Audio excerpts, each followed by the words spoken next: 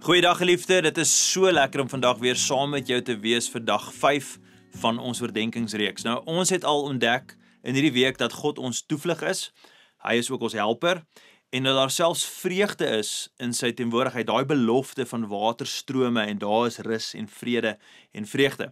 Maar ek weet, vir my en vir jou, in die middel van ons gedagtestryd, in die middel van ons innerlike storms, is daar baie keer hierdie drang om iets te wil doen.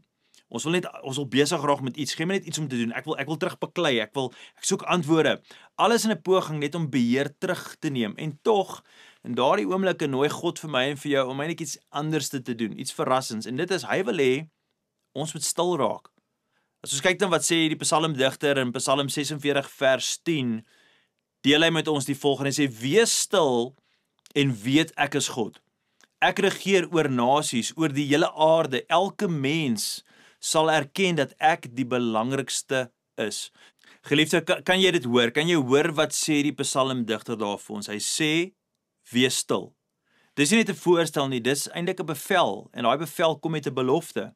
In die oorspronklike Hebreëus beteken die wees stil, dit beteken letterlik dat ek en jy moet laat gaan, of ons moet ons greep ontspan.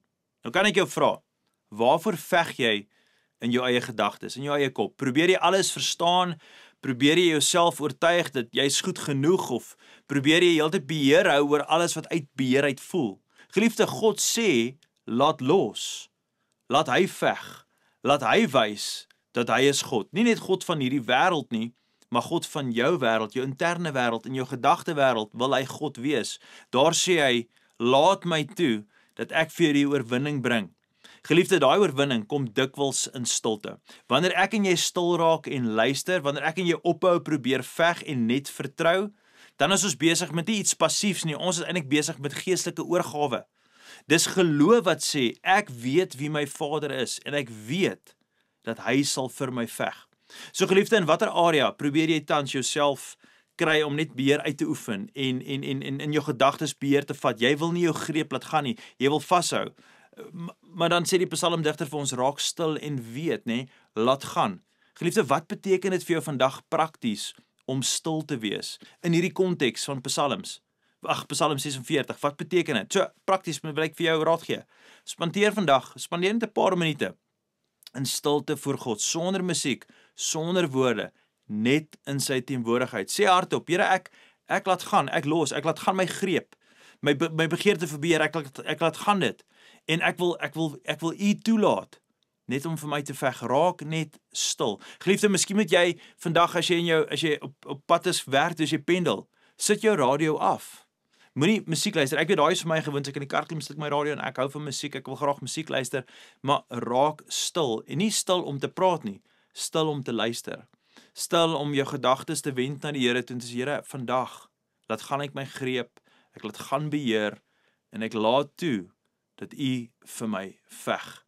Geliefde, daar is iets besonders, wanneer ek en jy aktief stil raak, en ek hoop dit maak vir jou sin, dat jy aktief moet stil raak. Geliefde, jy wen nie hierdie oorlog met jou eie krag nie. Jy wen dit deur stil te raak, God te vertrou en sy stem harder te laat klink as enige ander stem in jou gedagtes. Geliefde, môre sluit ons hierdie week af met 'n ongelooflike waarheid. En dit is dat God is nie net aan jou kant nie, hy is ook jou bevelvoerder. En ek hoop regtig môre as jy gaan inskakel saam met ons, dat ons hierdie week gaan afsluit met hierdie besonderse belofte, dat God is ook ons bevelvoerder. Maar nou, kom ons raak stil en ons bid saam. Vader, vandag vra ons vir die hulp in ons stil word. Ons vra vir u leiding in ons stil word. Wanneer ons nie weet hoe om stil te wees nie, vra ek nou, Here, dat u vir ons die begeerte sal gee om net stil te raak. En dan te weet dat saam met stil wees wat eintlik iets aktief is ons besig om in te gaan in daai belofte dat u is die een wat vir ons vrede gaan bring, dat ons moet leer om beheer te laat gaan en te wil in beheer wees van dinge, en net te weet dat wanneer ons stil is, kan u in beheer raak van ons gedagte wêreld, u kan in beheer raak van ons hart, u kan die storm vir ons stil, want u is eintlik die een wat in beheer is, en mag ons vandag kies om so te veg, so te vlug, deur eenvoudig stil te wees. Dis ons gebed in die mooi naam van Jesus, amen en amen. Geliefde, ek sien jou môre vir ons laaste dag van hierdie week. Gaan in vrede, totsiens.